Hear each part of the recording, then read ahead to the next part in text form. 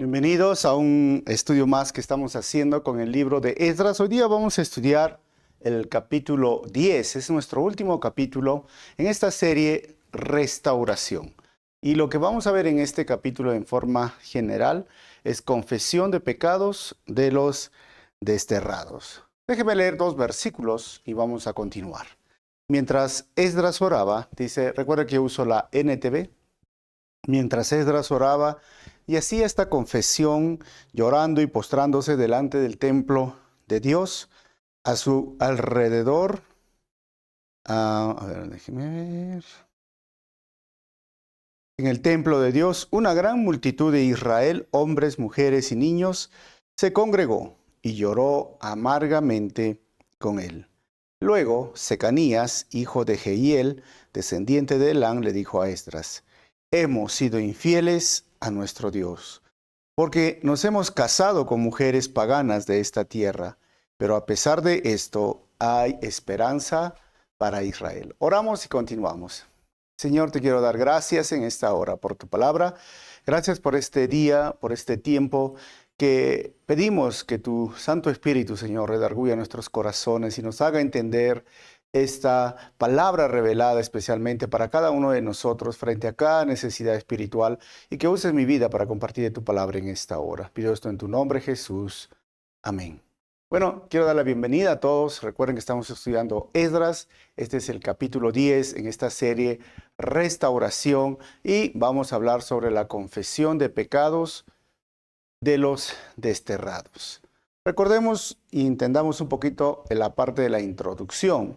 Han sucedido 70 años de cautiverio en Babilonia. Pero esos años de Babilonia, la forma en que fueron llevados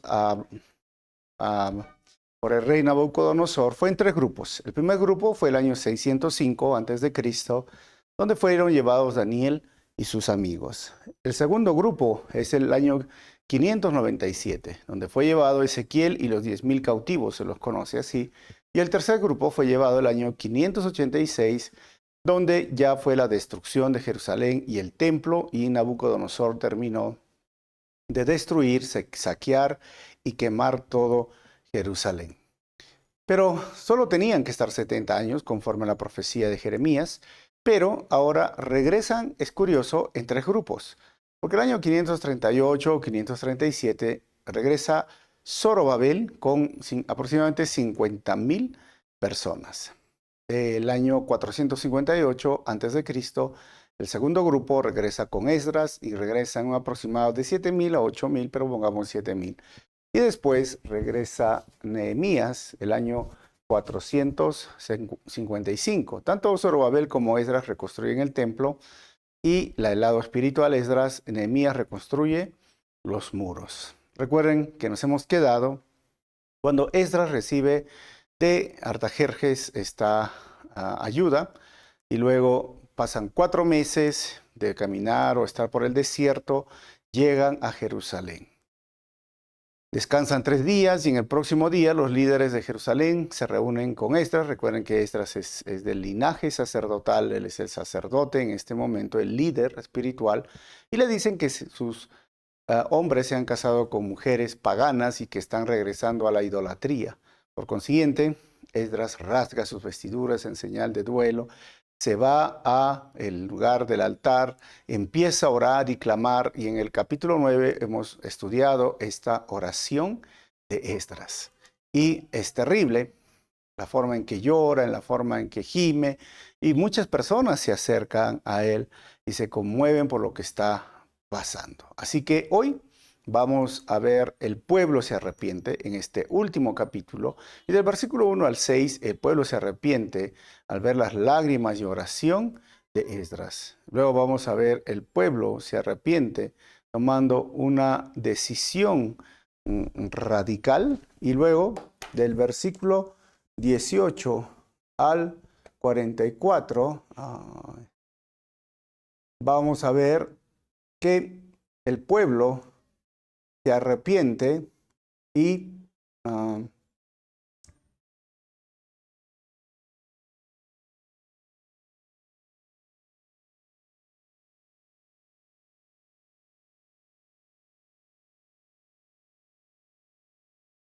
el pueblo se arrepiente, la tercera parte, incluyendo a los sacerdotes y es más, a todo el pueblo que hacen una lista de culpables.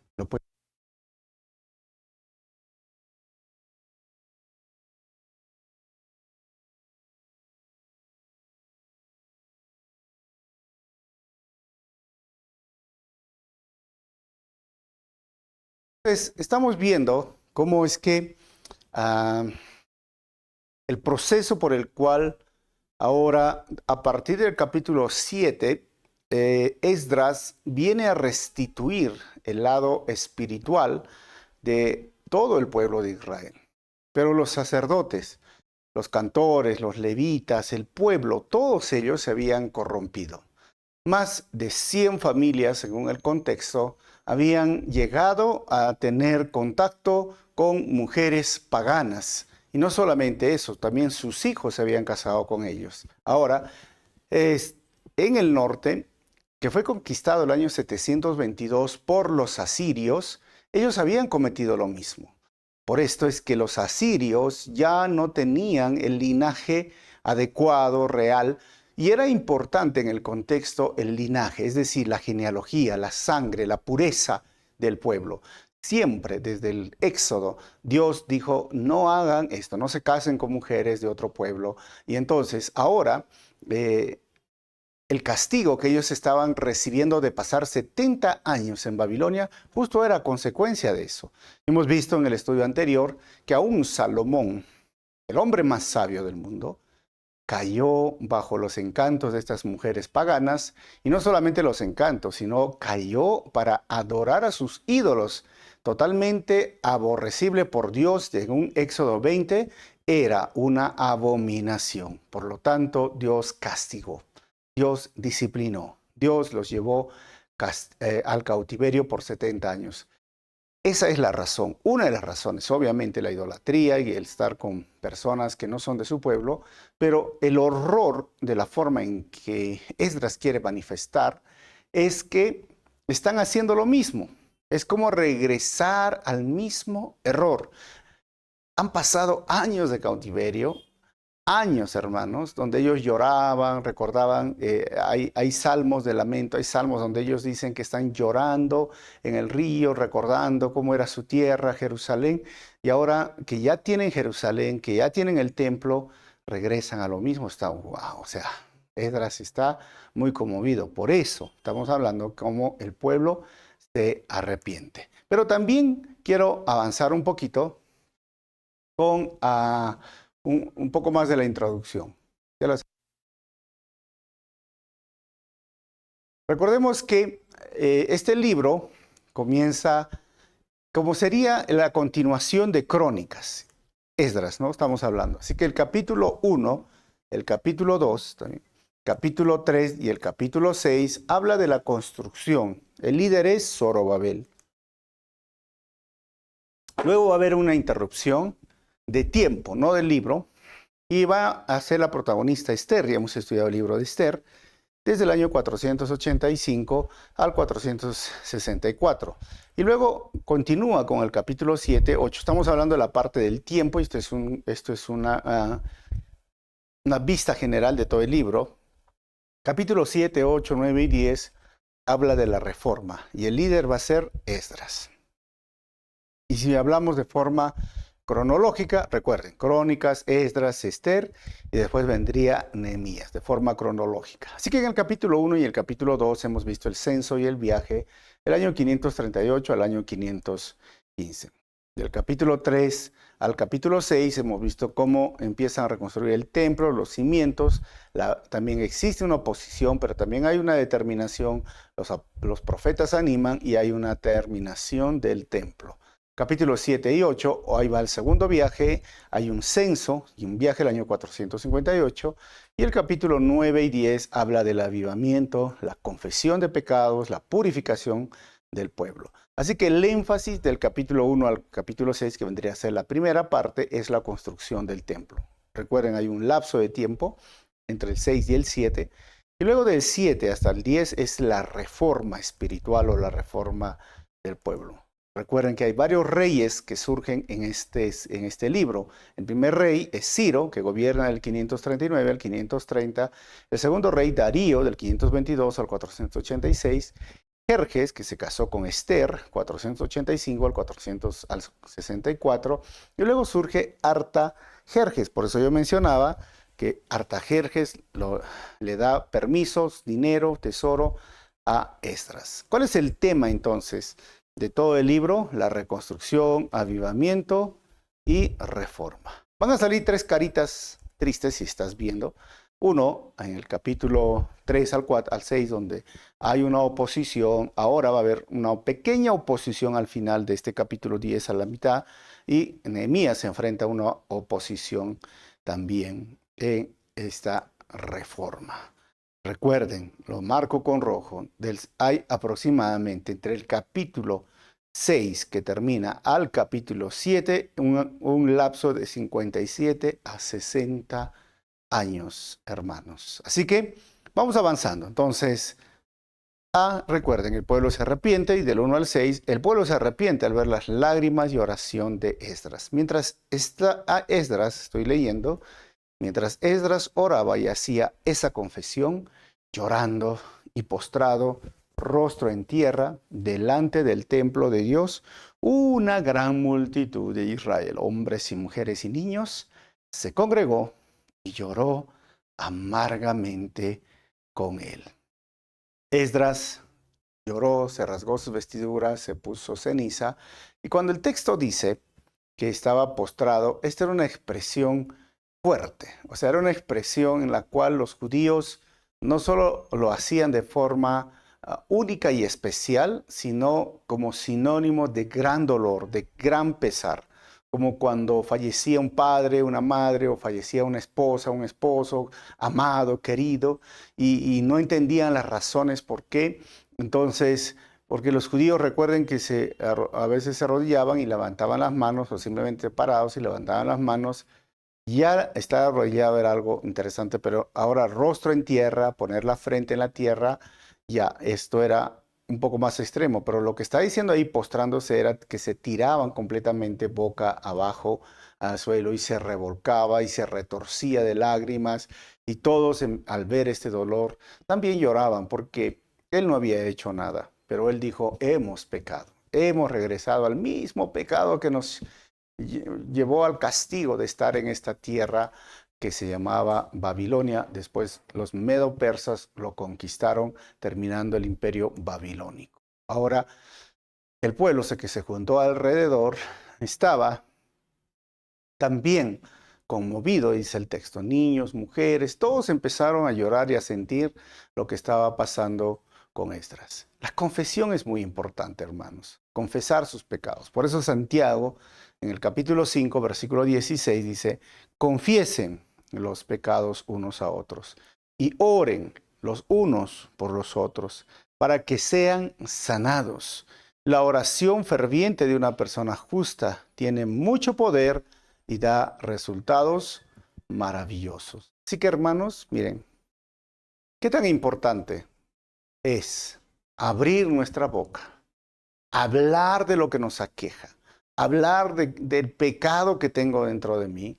Es muy importante, porque si no, es como que por dentro me voy carcomiendo y llevando una carga que se llama pecado, y a veces no quiero que nadie entienda, conozca o hable de mi pecado, pero sabes, el pecado es como una enfermedad, es como un cáncer que va avanzando, avanzando, avanzando, avanzando, y lo único que va a hacer es destruir tu vida por dentro, tu relación con Dios, y cuando se dé a conocer, va a destruir el amor, el cariño, el aprecio de las personas que están a tu lado. ¿Cómo podemos ayudarnos frente a esto? Confiesa, habla, conversa, di la verdad a las personas que amas si quieres, pero también especialmente a Dios. Y esta confesión entre hermanos, esto es que nos ayuda, ¿no? A hablar con alguien. Las personas que no tienen alguien con quien hablar sobre sus penas, sobre sus problemas, sobre lo que están experimentando por dentro, sus emociones, sufren mucho.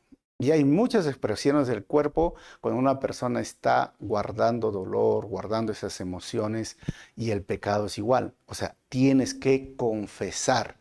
No estoy hablando de esa confesión que la Iglesia Católica lo sacó, sino de expresar, de decir, de rendir cuentas ante un líder, ante un mentor, ante un pastor de las cosas que están sucediendo. Aquí ellos confesaron, hemos pecado porque habían roto la ley. ¿Cuál era la ley? No te cases con mujeres que no son del pueblo de Dios. Hermanos, es muy importante que recuerdes que cuando el pecado es público y perjudica a todo el pueblo, la confesión de pecado debe de ser pública y ante todo el pueblo. Ojo, algunos dirán, ¿pero qué está hablando? Sí, lo que pasa es que este pecado era un pecado que los había llevado a ellos al destierro, a la cautividad, a la esclavitud. Y tenía que ser público, tenía que ser. Considero que hay pecados, y la Biblia habla también en Mateo cómo es el proceso de la disciplina. Hay pecados que simplemente confiesan a Dios y al pastor o al grupo de líderes y queda ahí, pero hay pecados que son más serios y que afectan a todo el pueblo. Y es verdad que el pueblo entonces tiene que conocerlo, pero no todos los pecados. Y hay que ser muy sabios y, como dije, de acuerdo a la magnitud. Especialmente, ¿quiénes podrían afectar a todo el pueblo? Alguien que está adelante, alguien que de repente enseñe, alguien que esté en el escenario, puede ser un músico, un pastor, un líder, alguien que afecte con un pecado como este de estar en una relación ilícita. Mira, afectó a todo el pueblo, una confesión. Es muy importante también que sea pública. Es muy importante por la restauración, por el cuidado y sobre todo la santidad que el pueblo de Dios debe de tener. Y vamos a ver otra de las razones. ¿Por qué? Miren, el versículo 2 vamos a leer lo que dice.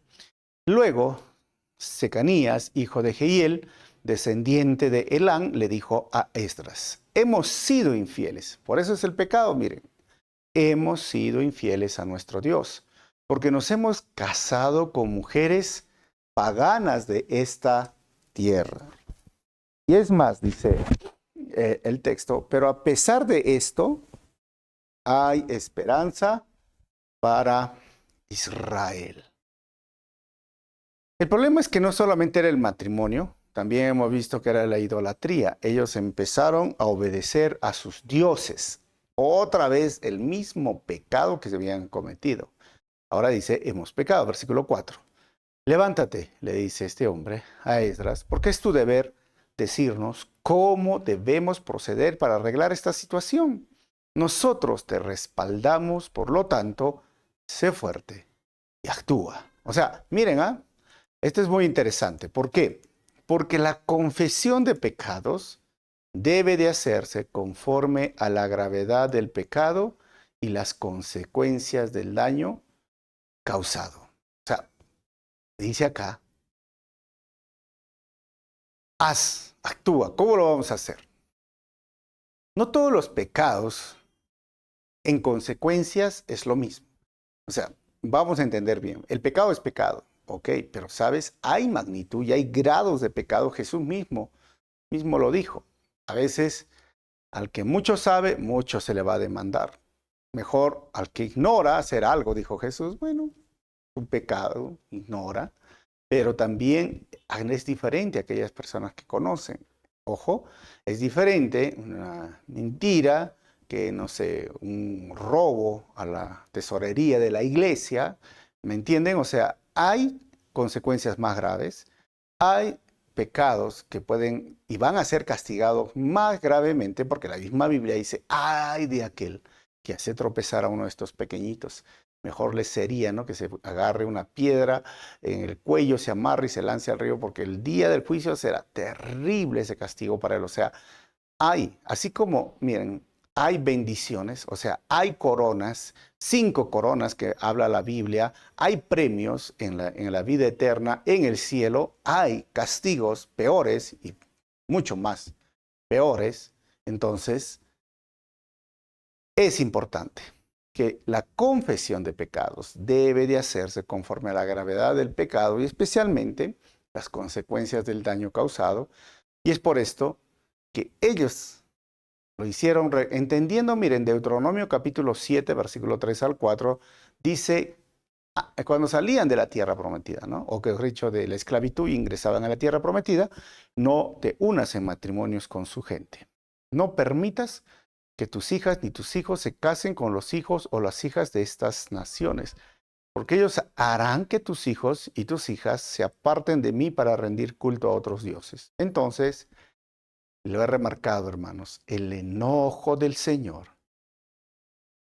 arderá contra ti y pronto te destruirá. Y eso es lo que estaba pasando. Así que, ¿qué sucedió? Versículo 5. Entonces, Esdras se puso de pie y exigió que los jefes de los sacerdotes, los levitas y todo el pueblo de Israel juraran que harían lo que dijo Secanías. Así que todos hicieron un juramento solemne. Hermanos, el verdadero arrepentimiento incluye entonces, miren, según lo que hemos visto, confesión de pecados, cambio de actitud respecto al pecado, pasos de acción para dejar el pecado y restitución en mi relación con Dios. Ahí estamos hablando ya de arrepentimiento verdadero. ¿Por qué? Porque si no sería remordimiento. ¿Qué significa remordimiento? Me duele porque me han descubierto mi pecado. Me duele ver las consecuencias de mi pecado que afecta a las personas que más quiero, mamá, papá, hermanos, cuñados, etcétera, ¿no? Amigos, iglesia. Pero no he cambiado mi actitud frente al pecado. Sigo queriendo ese pecado. O sigo queriendo comportarme mal o seguir bajo ese pecado.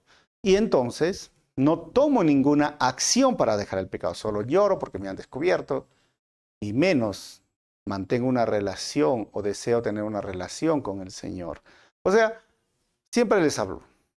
3 elementos básicos para entender qué significa el arrepentimiento. Significa un cambio en mi manera de pensar respecto al pecado. O sea, mi mente, cambio cognitivo.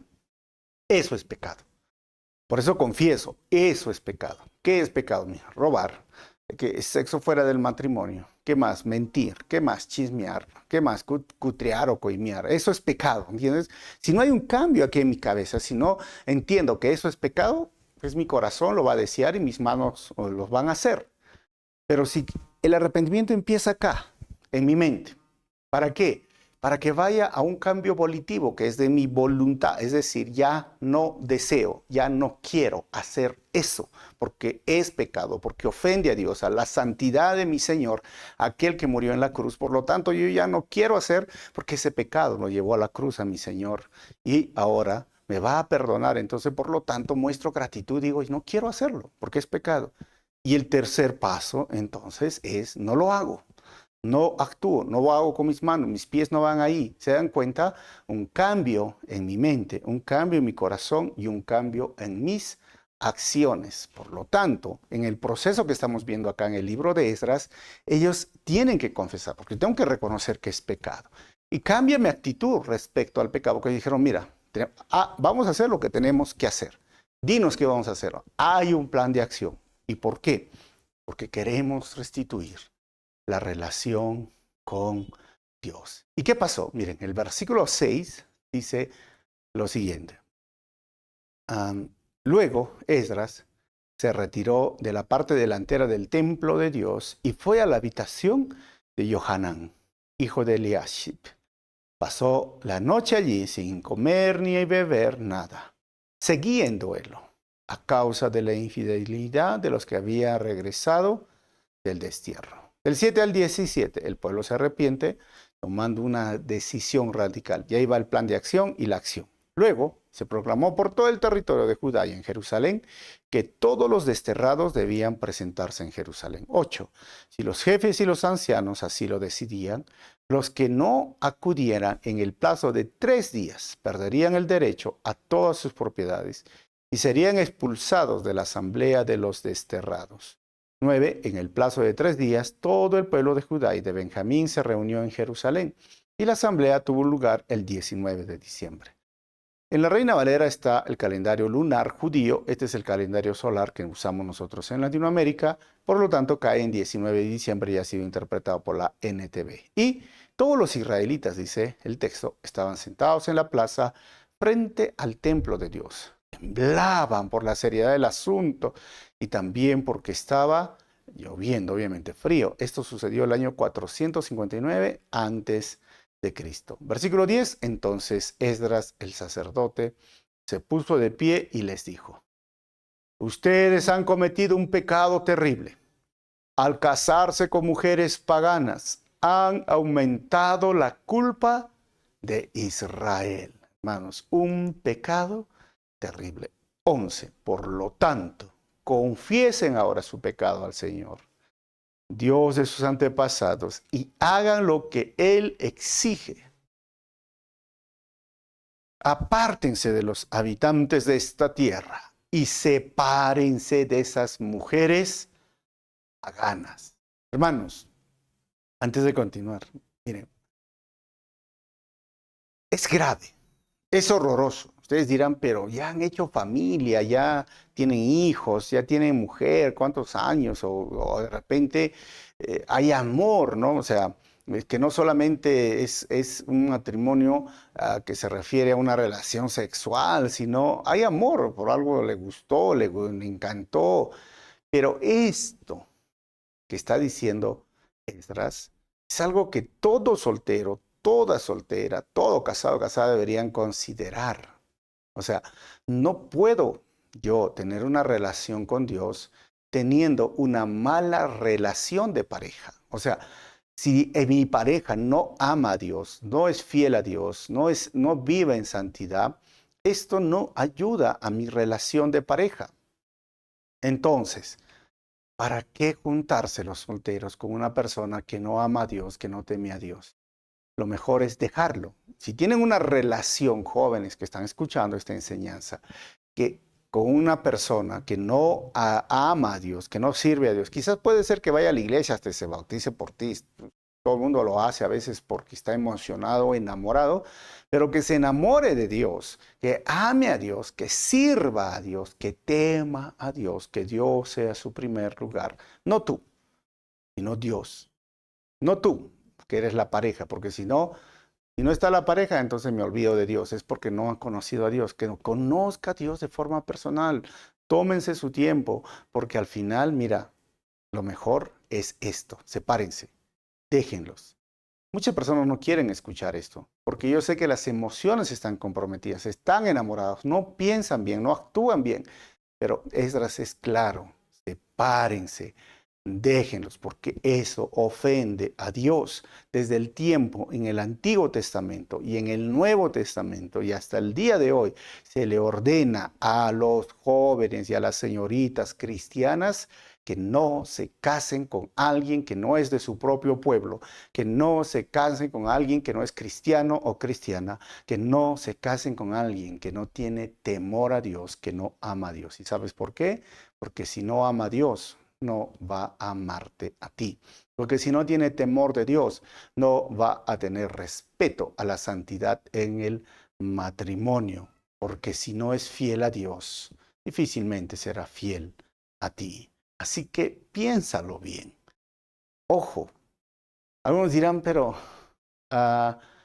hoy tenemos que confesar también nuestros pecados porque este tema de la confesión, de la tesis católica, algunos dirán, pero ¿por qué si ya Cristo nos perdonó todos los pecados? Sí, es cierto, hermanos, en la cruz del Calvario, nuestro Señor murió por nuestros pecados, pero la confesión hace que nosotros podamos recordar el costo de nuestra salvación y qué es lo que Dios exigía, ¿sabes?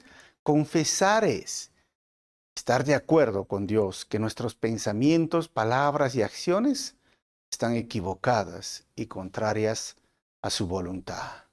Confesar es abandonarse a la voluntad de Dios, a los mandamientos de Dios, a la santidad de Dios. Es ayudarnos a restaurar mi relación con aquel que me salvó en la cruz. Si he pecado, si me he equivocado, las he regado, como dicen, no, metí la pata, sí, pero sabes, no solamente decir, ya, me lloro, no, confiesa, habla.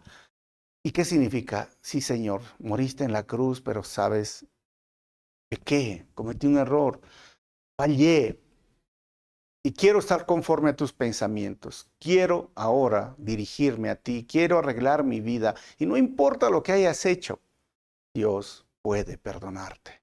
No importa qué tan sucio estés, Dios puede limpiarte. No importa, mire, qué tan destrozado esté tu corazón, Dios es el único que puede repararte y componer tu corazón. Entrégate a Él, confiesa tu pecado, ríndete a Él, humíllate al Señor y verás cómo el Señor restaura, regenera, levanta y sabes sobre todo, te va a dar un nuevo corazón, una nueva perspectiva de vida, un nuevo propósito en la vida. Así que deja tus vidas en las manos del Señor. Vamos a ver el siguiente versículo. 12. Entonces, toda la asamblea levantó la voz y respondió. Miren, hermanos, sí, tienes razón, tienes razón. Debemos hacer lo que tú dices. Hermanos, el verdadero arrepentimiento es dejar lo malo que estás haciendo y volverte a Dios para obedecer sus mandamientos. Si no, es remordimiento, si no, lágrimas de cocodrilo, ¿no? Versículo 13. Luego agregaron, no es algo que pueda resolverse en 1 o 2 días, porque muchos de nosotros estamos implicados en este asunto sumamente pecaminoso, ¿se dan cuenta? Además, estamos en temporada de lluvias, así que no podemos quedarnos aquí afuera mucho más tiempo. 14. Que nuestros líderes actúen en nombre de todos nosotros, que todo el que tenga una esposa pagana venga a una determinada hora, acompañado por los líderes y jueces de su ciudad, para que la ira feroz de nuestro Dios por este asunto se aleje de nosotros. Y los únicos que se opusieron, ¿se acuerdan? Miren que había una oposición, otra oposición del mismo pueblo, la segunda, porque la tercera y en Nehemías. Los únicos que se opusieron a estas medidas fueron Jonatán, hijo de Asael, y Geasías, hijo de Tikva, ambos respaldados por Mesulam y el levita Sabetai. Pero igual lo hicieron, versículo 16, así que adoptaron el plan sugerido por la asamblea. Esdras escogió jefes para que representaran a sus familias y nombró a cada representante por nombre. El 29 de diciembre los jefes se pusieron a investigar el asunto. Versículo 17. Para el 27 de marzo, que era el primer día del nuevo año, recuerden que ellos celebran un año diferente al nuestro, ya habían terminado de resolver los casos de todos los hombres que se habían casado con mujeres paganas. Esto es el año 457 antes de Cristo. Y del 18 al 44 el pueblo se arrepiente, incluyendo los sacerdotes que hacen una lista de culpables. Los siguientes son los sacerdotes que habían tomado mujeres paganas como esposas. Miren a los sacerdotes. De la familia de Jesúa, hijo de Jehozadak, y sus hermanos Maasías, Eliezer, Jarib y Gedalías. Ellos juraron divorciarse de sus esposas, y cada uno reconoció su culpabilidad presentando un carnero como ofrenda por la culpa. De la familia de Immer, Hananí y Zebadías. De la familia de Harim, Maaseías, Elías, Semaías, Jehiel y Usías. 23. Los culpables de este pecado entre los levitas eran Josabat, Simei, Kelaya, también llamado Kelita, Petaías, Judá y Eliezer. No solamente los sacerdotes, ¿saben quién también? Los levitas. Versículo 24. El culpable de este pecado entre los cantores levitas era Eliasib. Y los culpables de este pecado de entre los porteros, que son otros roles en el liderazgo y en el templo, eran Salum, Talén y Uri. 25. Los culpables de este pecado entre los demás israelitas eran los siguientes. De la familia de Paros, Ramía, Jesías, Malquías, Mijamín, Eleazar, Hasabías y Benaía. De la familia de Elán, Matanías, Zacarías, Jael, Abdí, Jeremot y Elías. Miren, hermanos, es curioso ahora que líderes, hoy día también, pastores y todo el pueblo de Dios pecan, mas el arrepentimiento y la restauración siempre están disponibles para todos. Porque ahí pecaron sacerdotes, levitas, cantores, todo, y el pueblo, pero Dios quiere que se puedan arrepentir y restaurar. Ahora, versículo 28. De la familia de Bebaí, Johanán, Hananías, Sabaí y Ahí. 29 de la familia de Bani, Mesulam, Maluk, Adaía, Hasub, Sial y Jeramot. De la familia de Pahat Moab, Atna, Kelal, Benaía, Maseías, Matanías, Bezalel, Binul y Manasés. No es mi idioma, hermanos. De la familia de Harín, Eliezer, Isaías, Malquías, Semaías, Simeón.